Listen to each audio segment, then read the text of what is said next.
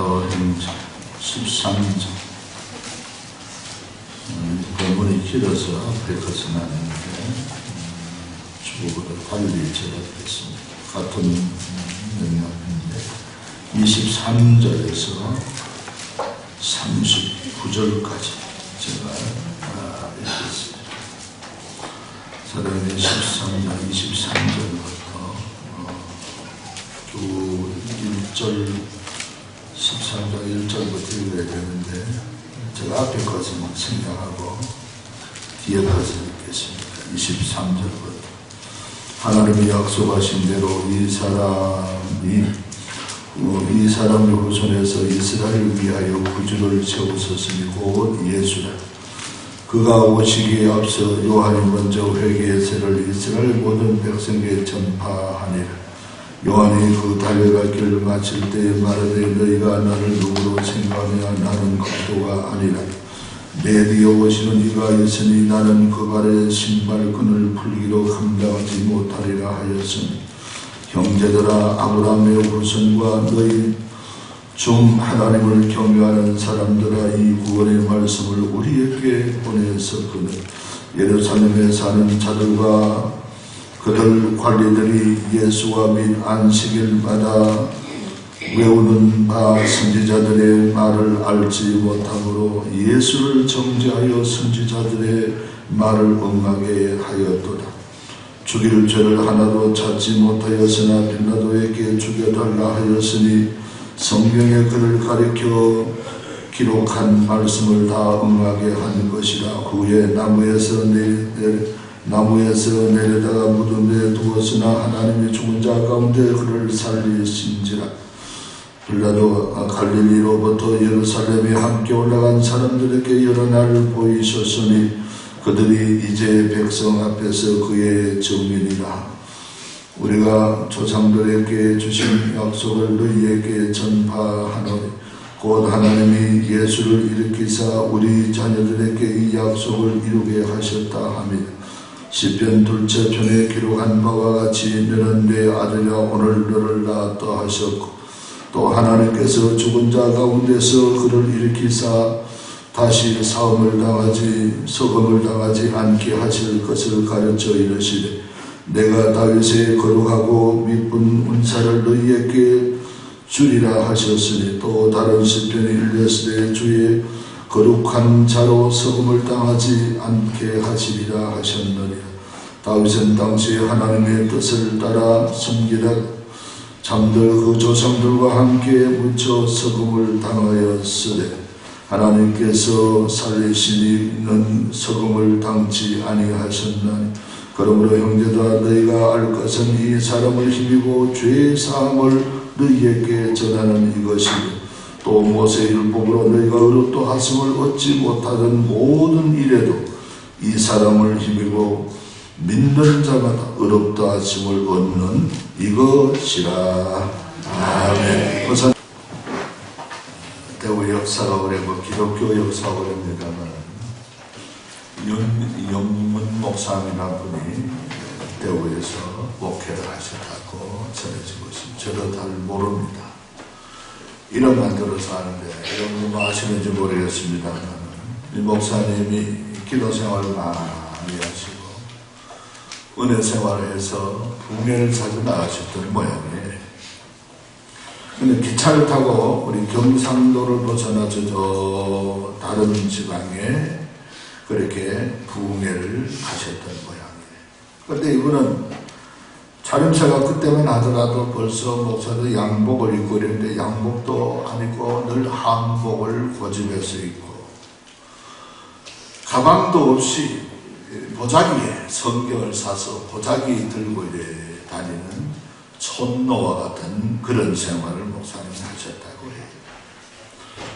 그래서 저 보기에는 저 자리 목사 태가 난다 그런 데는 한 군데도 없었다고 합니다. 그래서 어느 지방에 기차역에서 그 지방 이제 교회들이 여러 교회 모여서 연합 집회를 계획하고 이 은혜 받는다고 하여서 교회 대표마다 여럿이 나와서 이 목사님을 이제 영접하기 위해서 그런 얼굴도 모릅니다. 이름은 겨우 들어서 아는데 잘 몰라요. 그래서 목사 같은 사람이 안 오겠나 싶어서 기다렸는데 양복 입고 또 한복 입었더라도 가방 들고 이런 사람은 눈에도 안 보여요. 안 보이고 지나간 사람들마다 막 한복 입고 어떤 사람은 양복 입은 사람인데 어떤 사람은 가방 없이 이제 지나가는 사람이에요. 그렇게 해서 결국은 이 목사님 무슨 일이 있어서 못 오시는 모양이다. 어쩌나 하고서 연합집회는 계획하는데 어찌하면 좋겠냐 싶어서 그 대표자들 안절부절하면서 어찌하면 되나 하신 그때 기차 시간은 아마 다 끝났고 그래서 그 집회하는 장소 교회에 가서 우리가 어떻게 하나 대책을 세우자 하고서 의논하려고 하는데 한 사람이 옛날 마룻바닥이거든요. 마룻바닥 앞에 성전 앞에 와서 기도하고 있는 사람이 있어요. 그래서 저 사람이 혹시 그 목사님인가 싶어서 기다리고 기도를 다 하고 끝나서 보니까 물어보니 윤영문 목사님이라고 맞다기. 여기서 본 그대로 그 한복을 아주 남루하게 입고 역시 가방이 없이 책보자기에 성경을 사들고 왔어요. 그렇게 해서 그 어떤 촌사람 할아버지가 가는 모양이다 하고 놓쳤는데 그분이 연합집회에 초청하는 윤 목사였다는 그런 일화가 대구 지역에서 전해지고 있습니다. 사람은 인생을 살아가다 보면 많은 실수를 하게 되는 것입니다. 언어의 말에도 실수하고 행동에도 실수하고 우리가 살아가는 삶에도 실수를 하면서 우리 인간들이 살아가기가 바로 일수인데 이런 실수를 바로 우리 인간이 하는 걸로 끝나나 하면 사람들이 하나님께도 실수하는 그런 경우가 있어요. 개인이 하나님 앞에 실수하고 나라와 민족이 실수하고 심지어는 하나님의 아들 예수 그리스도가 오신 메시아에게도 민족적으로 실수하는 이런 일들을 오늘 바로 사도 바울이 제1차 여기에 비시디아 안디옥이라는 곳에 가서 회당에서 설교를 하면서 그 얘기를 하고 있습니다. 여러분, 하나님이 보내신 예수 그리스도 메시아 하나님의 아들이 땅에 오셨는데 이렇게 실수해서 십자가에 못 박아 죽였습니다. 그분이 십자가에 못 박아 죽는 걸로 끝나지 아니하고 이분이 바로 오실 메시아 우리를 구원하실 이 예수 그리스도 그분을 내가 오늘 회당에서 여러분에게 이 복음을 전파합니다 하면서 오늘 사도행전에 바로 사도 바울의 첫 설교가 여기 있습니다. 그래서 사도행전은 성령행전이라고 설교행전이라는 그런 별명도 합니다. 베드로의 설교가 있죠. 스데반의 설교가 있죠. 그리고 여기에 바울의 설교가 있는 것을 우리가 그렇게 볼 수가 있습니다. 이 오늘 본문을 통해서 우리가 묵상할 수 있는 것은 바로 무엇인가? 예수 그리스도는 구약에서 벌써 아마 예언하신 분이 바로 이 땅에 오셨다 하는 것을 우리 알 수가 있습니다. 23절 하나님께서 약속하신 대로 이 사람의 씨에서 이스라엘을 위하여 구주를 세우시니 곧 예수라. 제가 한글 우리 개혁판의 한글 우리 먼저 번역판으로 우리가 말씀 그대로 읽었습니다만은 이런 모습을 보게 되는 것입니다. 구약 시대에 메시아에 대한 이 계시를 두 사람이 받았습니다. 한 사람은 아브라함입니다. 창세기 11장에 보면 하나님께서 아브라함께 네 씨로 하늘의 별과 같이 땅의 모로수와 같이 많게 하리라 하고서 하나님께서 아브라함에게 그래 약속을 하셨습니다. 그런가 하면 두 번째는 다윗이 이 메시아에 대한 약속을 받았습니다. 우리 성경에 그런 기록이 있습니다. 성경에 보면 사무엘하서 7장 7절에 다윗에게 말합니다. 너의 자손으로 하여금 영원히 왕위에 오르게 할 것이라. 내 자손 가운데 왕위를 계승할 자가 영원히 끊어지지 아니하리라. 그때 다윗이 그 말씀 예언을 듣고 내가 아무것도 아닌데 부족한 나에게 이러한 관대한 은총이 무엇입니까? 하면서 다윗의 언약이라는 그런 이름까지 지어지는 그런 관계인 것입니다. 그런데 이 다윗의 아들 자손들이 대대로 이스라엘 왕이 지금까지 하는가 하면 안 하고 있어요. 이스라엘 남쪽 남과 북이 갈라집니다. 남쪽 유다인은 끝까지 하지만 이스라엘 백성이 70년 바벨론의 포로가 된 후에 이 다윗의 왕위가 끊어졌습니다. 지금은 이스라엘의 대통령이 있고 이제 총리가 있지만은 내각제를 통해서 다윗의 직계 후손들이 아닙니다. 그런데 성경에 보면은 이 후손들이 영원히 끊어지지 아니하고 왕이 되리라 하는 이 얘기를 말하는 것이 아니고 바로 오실 메시아에 대한 예언인 것을 구약학자들이 우리에게 해석해 놓고 있는 것을 볼 수가 있는 것입니다. 그러므로 우리는 이 다윗과 더불어서 아브라함을 통하여 약속하신 이런 일들 때문에 마태복음 1장 1절에 보면 아브라함과 다윗의 자손 예수 그리스도의 세계라 하는 얘기가 그래서 성경에 마태복음 1장 1절에 바로 그런 성경 말씀을 기록하고 아브라함과 다윗에게 약속하신 예수 그리스도 그분이 바로 이 땅에 오셨다 하는 것입니다. 이스라엘 백성들은 이 구약의 왕 중에 가장 사모하는 왕이 누군 줄 압니까? 바로 다윗 왕이에요. 이스라엘 땅에 가보니까 지금도 다윗에 대해서 이런 왕이 왔으면 좋겠다 하고 흠모하고 있어요. 왜? 다윗은 구약 성경을 보면 용감한 바로 장군이었습니다. 골리앗을 쳐서 물리쳤지요. 다윗이 40년 동안 왕래에 있는 동안에 저 애굽의 나일 강까지 이스라엘 땅이에요. 이 동서남북으로 가장 큰 영토를 거스르는 왕이 바로 다윗 왕이었습니다. 어떻게 그뿐입니까? 다윗은 시편 150편을 보면 73편이 다윗의 시입니다. 절반 가까이.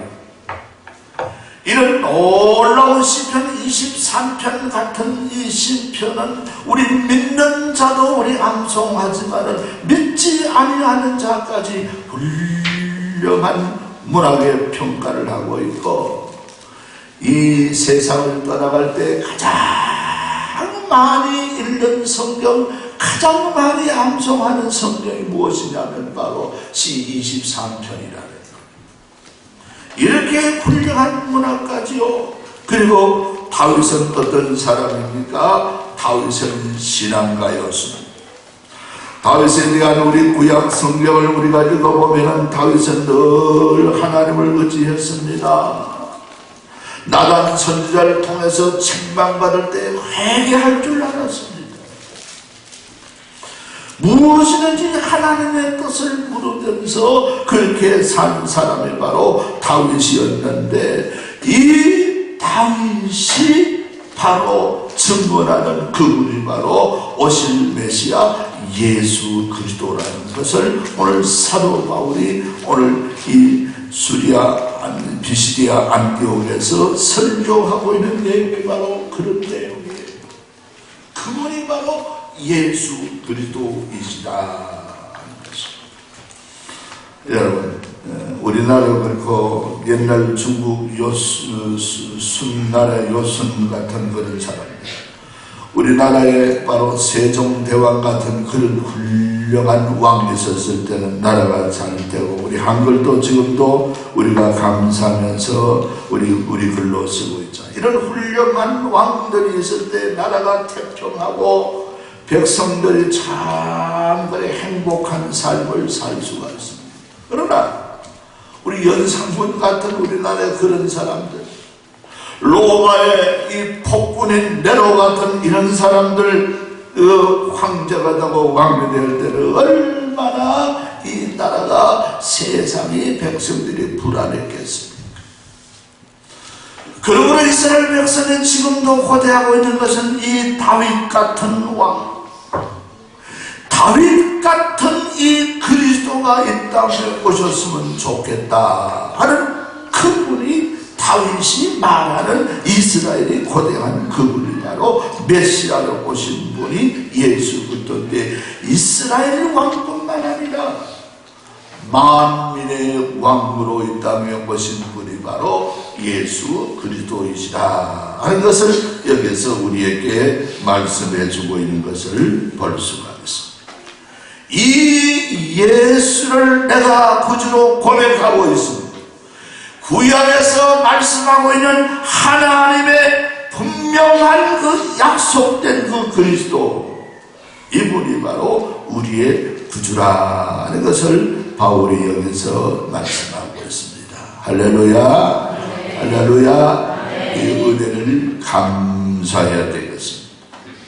오늘도 사도 바울은 오늘 주어진 말씀 가운데 또 말씀하고 있습니다. 25절에 말해보시, 요한이 그 달려갈 길을 마칠 때 말하되, 너희는 나를 누구라고 생각하는 나는 그리스도가 아니라 내 뒤에 오신 이유가 있어 바로 그리스도. 나는 그의 신발끈을 풀기도 감당하지 못하겠노라 그랬습니다. 이스라엘 백성이 세례 요한이 땅에 오기 전에 400년 동안은 공백 기간이었습니다. 선지자도 아무도 없었고, 하나님의 음성을, 하나님의 뜻을 사모하는 그런 시절이 바로 400년의 세월이 지났습니다. 이때에 마침 400년이 다 돼갈 때 이 선지자가 하나 나타났는데, 이 털옷을 입고 석청과 메뚜기, 꿀과 메뚜기 이런 것을 먹으면서 광야에서 외칩니다. 회개하라 이스라엘 족속들아, 이 독사의 족속들아 하고 하면서, 그러니까 그 앞에 나와서 다 이스라엘 백성이 세례를 받습니다. 그러면서 물어봅니다. 당신이 그리스도이십니까? 그리스도 같은 위치에 있었거든요.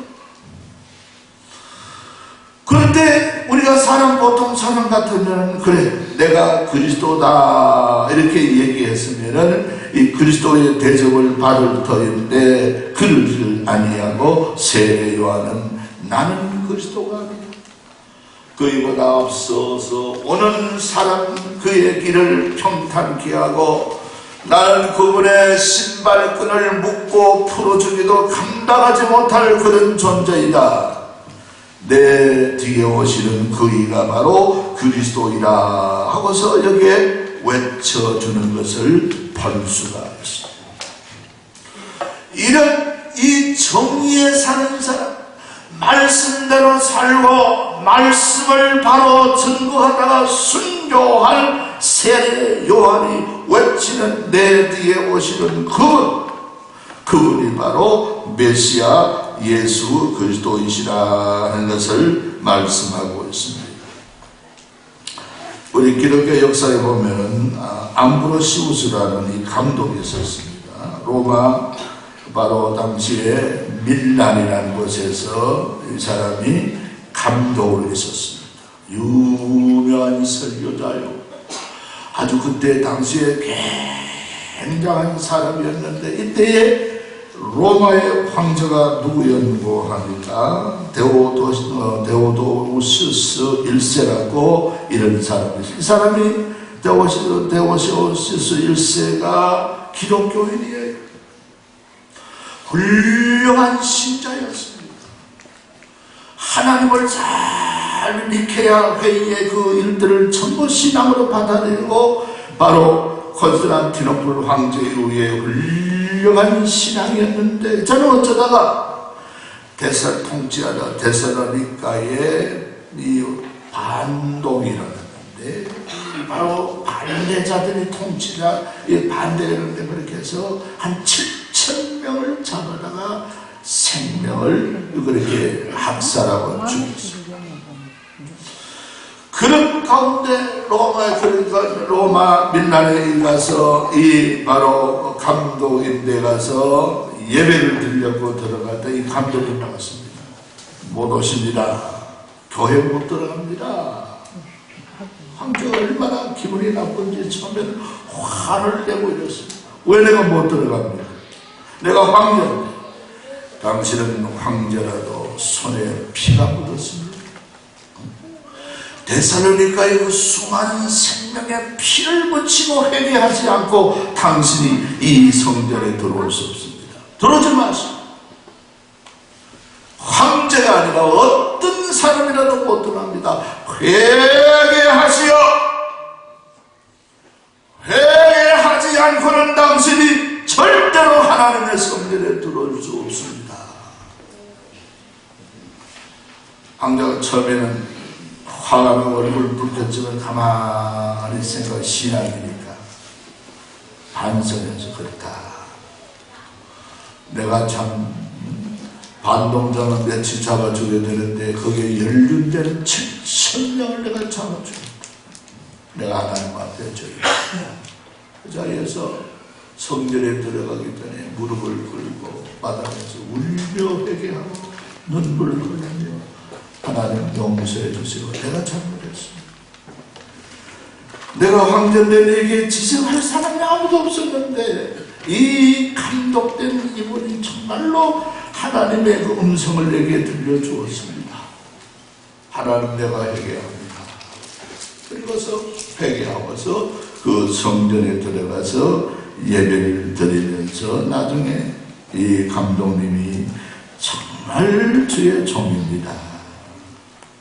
나를 막을 사람, 나를 교육할 사람 아무도 없었는데 정말로 고맙습니다. 그러면서 그렇게 그 예배당을 떠나가는 그런 일들이 있었다고 합니다만은 우리는 세례 요한은 여기에 버금가는 그런 훌륭한 사람이잖아요. 다른 말 하다가 자기 목이 이 쟁반에 탁 맞춰서 그 바로 헤롯 그 딸에게 바쳐지는 그런 제물이 되면서라도 그런 분이 외치는 분이 누구 하는가 바로 예수 그리스도이시다. 이분은 하나님의 아들입니다. 이분은 하늘에서 온 메시아입니다. 나는 메시아가 절대로 아닙니다. 한 그 예수 그리스도가 바로 이 땅에 오셔서 우리의 구주가 되게 하십니다. 여러분과 제가 고백하는 예수 그리스도, 그분이 바로 이 예수 그리스도이십니다. 할렐루야. 네. 할렐루야. 네. 얼마나 우리가 감사하고 감격할 일들입니다. 그러면 우리가 오늘 본문 말씀에 또 27절 28절에 말씀하고 있습니다. 너 유대인들이 십자가에 못 박아 죽인 그분이 바로 메시아라 하고서 얘기하고 있는 것을 볼 수가 있습니다. 유대인들은 지금도 다윗 같은 메시아를 기다리고 있어요. 얼마나 이 바보 같은 사람들이에요. 하나님이 다윗 상대는 그 예수 그리스도를 보내주셨는데 지금도 기다리고 있는데, 그랬는데 메시아로 오신 예수를 십자가에 못 박고 죽이고 말았다. 왜 그랬을까? 이 사람들이 바로 이 시기 때문에 그랬고, 두 번째는 메시아관이 잘못되었어요. 이들의 메시아관을 뭔가하니까 다윗 같은 왕으로 오시기를 원했는데, 하나님은 왕으로 오신 것이 아니고 이스라엘의 왕이 아니라 십자가를 통해서 만민의 구주가 되도록 하는 이런 일들을 모르고 성경을 모르고 시기 속에서 그만 여기서 그렇게 잘못되게 그리스도를 영접하여서 그리스도를 죽이고 말았다 하는 것을 볼 수가 있습니다. 그래서 예수님은 성경의 한 비유에서 말씀하기를 어떤 주인이 포도원이 있는데 세를 안 내기 때문에 일꾼을 보내니까 그 사람을 죽였다. 또 다른 일꾼을 보내니까 또 그 사람을 해쳤다. 이제는 내 아들을 보내면 그 말을 들으라고 당신의 아들을 보냈지만 그 아들은 상속자니까 자 이제는 잡아 죽이면은 다시 세 돌라 하지 아니할 것이라 하고서 유대인들이 죽인 바로 그 사람이 예수 그리스도이시다. 예수님의 당신의 얘기를 할 때 유대인들이 우리 얘기한다고 그렇게 할 때 예수는 피하셔서 다른 곳으로 가신 것을 볼 수가 있는 것입니다.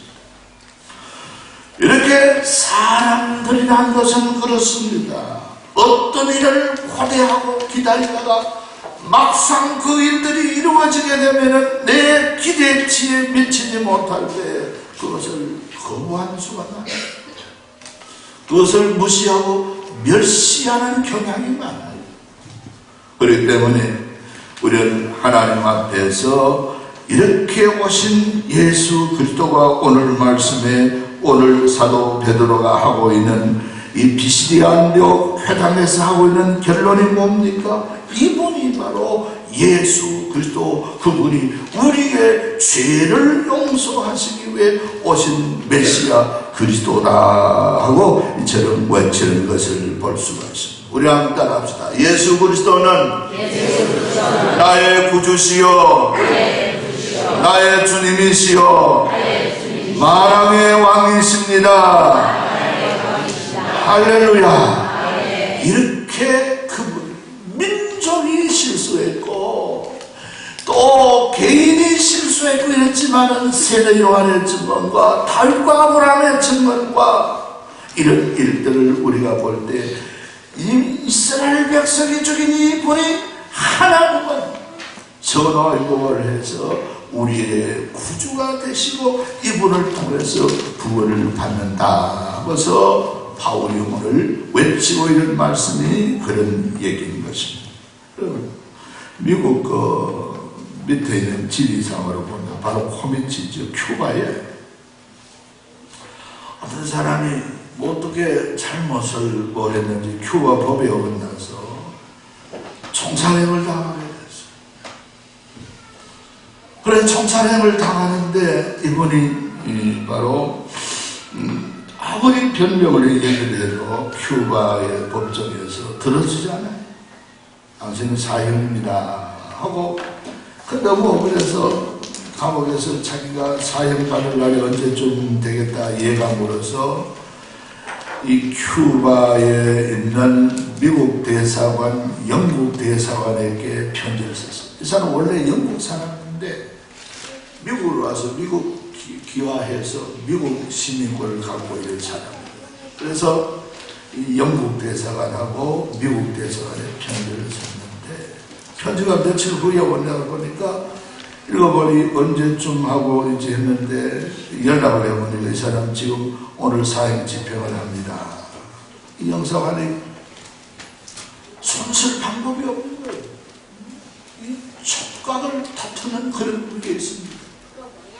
그래서 이 미국 영사관 또 영국 영사관이 가서 이 도저히 할 수 있는 방법이 없어서 마침 차에 갖고 있는 국기가 자기 나라 국기가 있었는데 이 총선은 총을 겨누고 차에 쏘하며 소문을 굴릴 텐데 잠시만 시간이 돼서 죽을 사람 눈을 감겨가지고 이렇게 묶어놓고 이렇게 뒤에 손발을 묶어놓고 세워놓고 총을 쏘면 되는데 영국 이 대사관도 영사관도 가서 그 사람 머리 위에다가 이 영국 국기를 씌워줘.